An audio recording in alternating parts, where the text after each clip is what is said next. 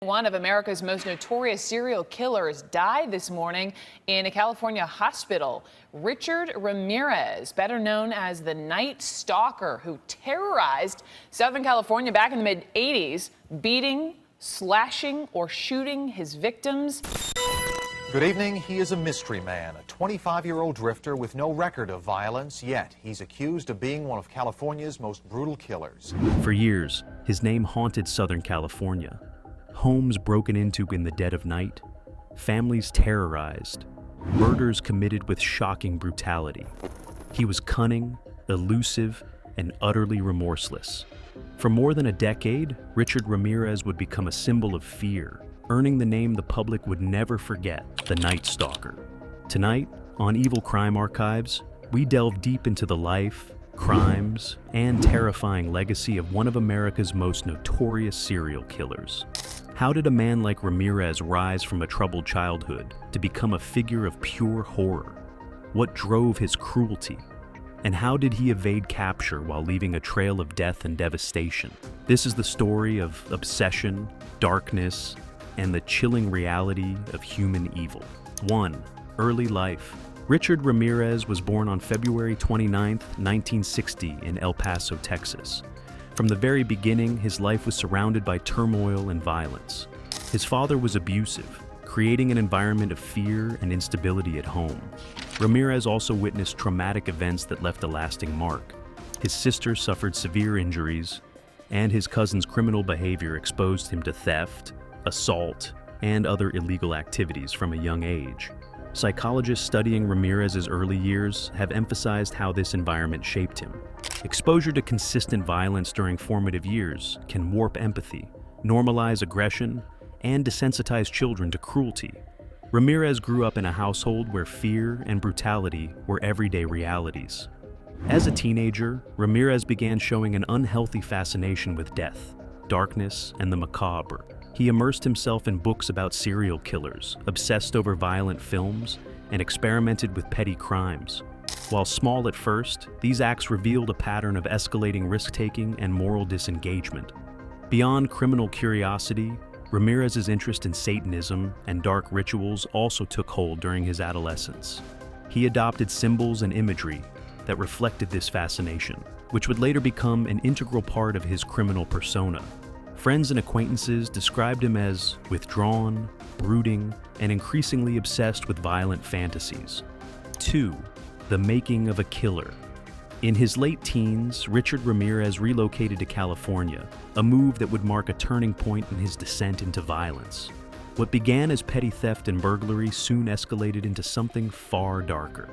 Ramirez didn't just steal, he began to study his victims, learning their routines, vulnerabilities, and fears, turning criminal acts into calculated performances of terror. Ramirez was methodical. He observed his victims carefully, identified who was alone or unprotected, and struck with precision. There was a calculated cruelty in the way he created fear. It was almost theatrical. Condemned murderer Richard Ramirez has died. Ramirez, known as the Night Stalker, put fear and terror into California residents in the 1980s. He died of liver failure while he was on death row. By the early 1980s, his crimes had evolved from mere burglary into violent assaults and murder. Each act grew increasingly brutal, often involving stabbing, shooting, or sexual assault. Witnesses and survivors later described the chilling intensity in his eyes, a mixture of malice and pleasure in the suffering of others. Psychologists analyzing his behavior noted a disturbing pattern. Ramirez's actions were not impulsive, they were deliberate. He carefully planned his entry and exit strategies, exploited weaknesses, and ensured that fear accompanied every step. He thrived on the psychological power his victims experienced, the shock, the helplessness, the terror that gripped them in those final moments. Friends and acquaintances remembered him as withdrawn and enigmatic, masking his violent impulses with a veneer of normalcy. But behind the surface, Ramirez's fascination with death and dominance was becoming dangerous, escalating from fascination to action. By the time authorities began to notice a pattern in the early 1980s, Ramirez had already established himself as a predator who combined cunning, cruelty, and ritualistic behavior. The petty thief of El Paso had transformed into a calculating killer whose crimes would terrorize California and leave an indelible mark on the nation. 3. The Night Stalker emerges. By the early 1980s, Richard Ramirez had fully transformed into the predator the nation would come to fear as the Night Stalker. The name itself reflected his modus operandi. He struck under the cover of darkness, silently slipping into homes while families slept, often through unlocked doors or windows. His attacks were sudden, violent, and completely unpredictable, leaving terror in his wake. Victims recalled the horror with chilling clarity. It was like he knew exactly where we were. He smiled at us while holding a weapon. I'll never forget that face. Ramirez's unpredictability made him especially dangerous. He did not discriminate by age, gender, or social status. Elderly couples, teenagers, and entire families could all be potential targets. The sheer randomness of his attacks created a pervasive sense of fear across Los Angeles and the surrounding counties. People were afraid to sleep, afraid to lock their doors, afraid to walk alone at night. Detectives and law enforcement were initially baffled. Ramirez left few clues, carefully avoiding fingerprints and other evidence when possible. His crimes escalated rapidly, from burglary to assault to murder, creating a pattern of terror that seemed to appear out of nowhere. Each attack was more brutal than the last, involving stabbing, shooting, and in some cases, sexual assault. The calculated nature of his violence made him both terrifying and elusive. Psychologists analyzing his behavior later noted that part of Ramirez's power came from the psychological control he exerted. He didn't just physically harm his victims, he forced them into a state of complete terror, often laughing or taunting them as he committed his crime. This sadistic thrill, combined with his ability to vanish into the night, cemented his reputation as one of America's most feared serial killers. Over the course of more than a year, Ramirez terrorized Southern California, leaving police scrambling and the public in panic. Homes once considered safe became sites of unimaginable violence. The Night Stalker had emerged, not just as a criminal, but as a symbol of relentless, unpredictable horror. 4. His methods and signature. Richard Ramirez's crimes were not only violent, they were methodical, ritualistic, and psychologically calculated. Known as the Night Stalker, he cultivated fear as much as he inflicted physical harm, creating an atmosphere of terror that lingered long after he vanished into the night. Ramirez's attacks often included brutal mutilation and, in some cases, sexual assault. He sometimes left behind satanic symbols, either drawn at the crime scene or whispered references to Satan before fleeing. These acts were not random. They were part of his personal signature, a dark ritual that reinforced his sense of control and domination over his victims. Criminologists later analyzed his patterns and concluded he derived pleasure not just from killing, but from the psychological terror he inflicted. The ritualized nature of his crimes reveals both deep sadism and a compulsive need for control. Part of what made Ramirez so terrifying and so difficult to catch was his unpredictability. He did not discriminate by age, gender, or social status. Young couples, elderly homeowners, and children alike could become his targets. This lack of pattern confounded law enforcement, making profiling nearly impossible in the early stages of his spree. His approach combined stealth, planning, and sudden violence. He would carefully observe potential victims, often choosing homes that seemed vulnerable, and strike when least expected. Once inside, his attacks were swift, leaving victims with little chance to resist. Beyond the physical brutality, his presence alone was designed to instill terror. The calm, menacing gaze, the whispered threats, and the chaotic aftermath of destruction all contributed to his psychological grip. In essence, Ramirez's methods reflected both his intelligence and his pathology. He was not impulsive, he was deliberate. 5. Media frenzy. By 1985, Richard Ramirez's crimes had captured the full attention of the media. Newspapers, television broadcasts, and radio shows splashed sensational headlines across the nation, warning the public of the mysterious and deadly figure now known as the Night Stalker. Los Angeles is gripped with fear. No one knows when or where he will strike next, read one newspaper. Another report urged residents to lock their doors, check windows, and remain vigilant at all times.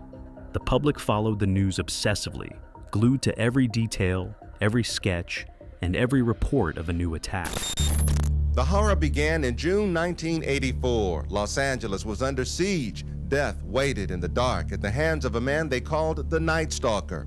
After a 14-month reign of terror, he was finally caught. It was only then that his true identity was discovered. His name, Richard Ramirez.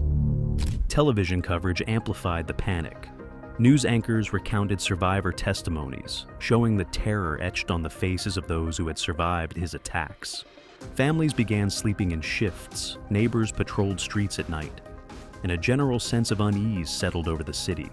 Ramirez's ability to strike seemingly anywhere at any time made the danger feel omnipresent.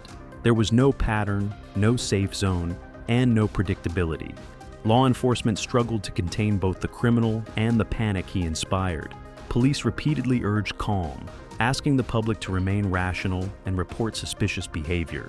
Yet the unpredictability of Ramirez's crimes, combined with the media's relentless coverage, created a climate of fear that extended far beyond Los Angeles. Ordinary routines were disrupted. People hesitated to go out at night, and communities became hyper-aware of every sound and movement. Psychologists analyzing the situation later noted the psychological impact of this media frenzy. By broadcasting both facts and speculation, the news inadvertently magnified Ramirez's reign of terror. Every article, every televised warning, reinforced the sense that the city, and eventually the nation, was under siege. In many ways, the media played a dual role. It informed the public and helped authorities track leads, yet it also amplified the panic that Ramirez thrived on. The headlines, images, and survivor stories made him a household name, cementing his infamy and ensuring that the Night Stalker would remain a figure of terror in the American imagination for decades. 6. The Manhunt. As Richard Ramirez's terror escalated, law enforcement scrambled to bring him to justice. The Los Angeles Police Department, joined by surrounding county forces, launched a massive task force dedicated solely to capturing the Night Stalker. Investigators worked around the clock, compiling evidence, following leads, and reviewing hundreds of tips from a frightened public desperate for answers. Despite the extensive resources deployed, Ramirez remained frustratingly elusive. Detectives recall his almost preternatural awareness of law enforcement tactics. He knew our tactics. He studied us as much as we studied him, a veteran detective later explained. He exploited every weakness, anticipated every patrol, and seemed to thrive on being hunted. Every time we thought we were closing in, he had already moved on. Ramirez's intimate knowledge of neighborhoods, combined with his stealth and unpredictability, allowed him to strike across Los Angeles and beyond, without leaving a trail that could immediately link him to the crimes. His reign of terror created not only fear, but a sense of helplessness among both police and civilians. Yet, it was ultimately the vigilance of ordinary citizens that ended his freedom. On August 31st, 1985, Ramirez was spotted in the East Los Angeles neighborhood. Recognized by alert citizens, he attempted to flee but was quickly surrounded.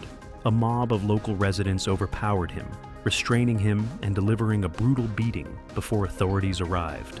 Their actions ensured he could not escape once again. This public intervention marked the end of a months-long manhunt that had gripped the city and fascinated the nation. Ramirez's capture was the result of tireless police work, combined with community awareness, proving that even the most cunning predator can be stopped when vigilance and courage align. 7. Trial and conviction.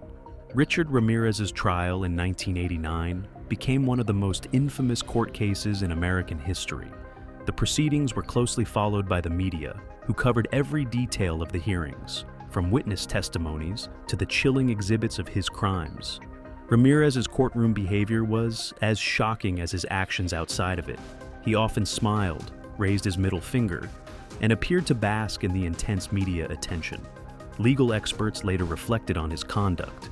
He wanted to be feared. He wanted notoriety. Every gesture, every smirk was part of the performance. His courtroom theatrics weren't just rebellion.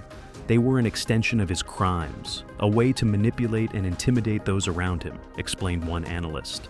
Richard Ramirez is gone, but the fear he inspired endures. The Night Stalker's legacy is a lesson in vigilance, understanding criminal psychology. For more in-depth stories of true crime, detailed analysis, and the darkest minds in history, make sure to subscribe to Evil Crime Archives. And remember, sometimes the most terrifying monsters are the ones who walk among us, unnoticed until it's too late.